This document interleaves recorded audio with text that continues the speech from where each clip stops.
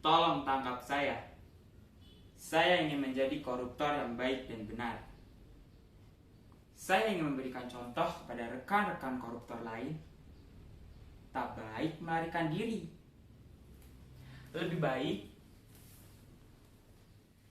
duduk tenang di pengadilan. Kalau ingin sembunyi, bukankah tempat persembunyian paling aman justru berada di pengadilan? Kita tak mungkin diperlakukan macam maling ayam. Paling ditanyai sedikit basa-basi, minta bagian hasil korupsi. Hitung-hitung berbagi rezeki kepada hakim, jaksa, dan polisi. Toh, itu juga bukan uang kita.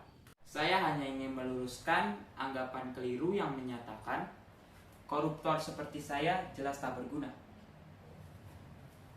Koruptor seperti saya lah jelas aset bangsa. Karena kamilah yang menggerakkan roda perekonomian.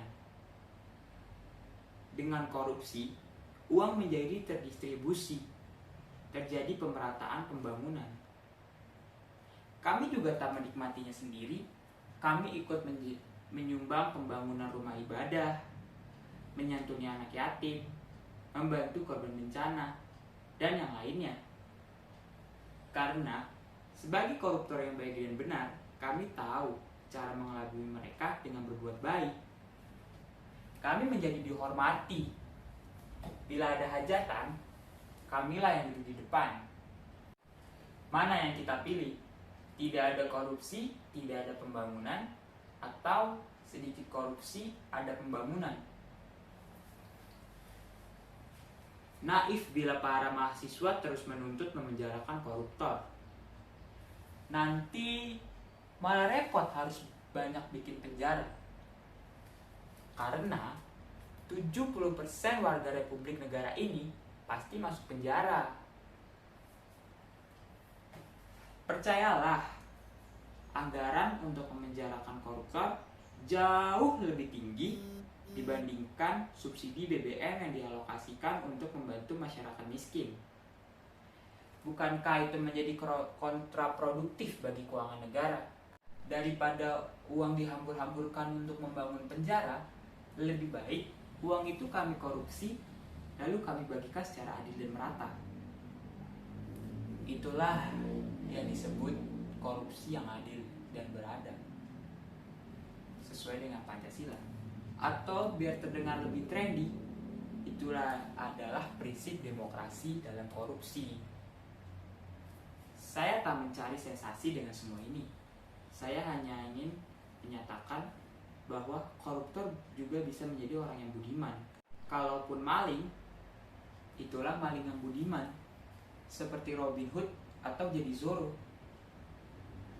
Sebagai koruptor, kita makin peduli pada wong cilik. Siapa lagi yang akan peduli pada wong cilik? Sebab partai-partai politik tak pernah memperhatikan nasib wong cilik yang terus-menerus terpuruk dalam kemiskinan. Karena itulah, wahai koruptor-koruptor yang beriman, teruslah tingkatkan amal dan takwa kita dengan membantu negeri ini supaya makin terpuruk. Negeri ini tak bisa diselamatkan kecuali dengan mempercepat proses pembusukan. Koruptor seperti kita harus membantu proses itu. Karena jika tidak, negeri ini akan gak jelas seperti ini. Mari seolah-olah seperti yang dikatakan Praktiri Simbolon. Jadi seolah-olah dan seakan-akan. Seolah-olah demokratis, seolah-olah negeri hukum, seolah-olah agamawan, seolah-olah intelektual. Seakan-akan menteri padahal pengusaha, seakan-akan penyair padahal pengangguran. Tak heran orang yang sudah menyandang predikat koruptor pun masih bisa tenang dan senyum macam rohaniawan seperti saya. Barangkali para aparat hukum itu memang benar-benar percaya bahwa koruptor seperti saya adalah aset bangsa yang mesti dilindungi. Karena walaupun saya sudah di penjara, saya masih diberi keleluasaan melakukan secara sistematik tindakan korupsi dengan baik dan benar serta murni dan konsekuen.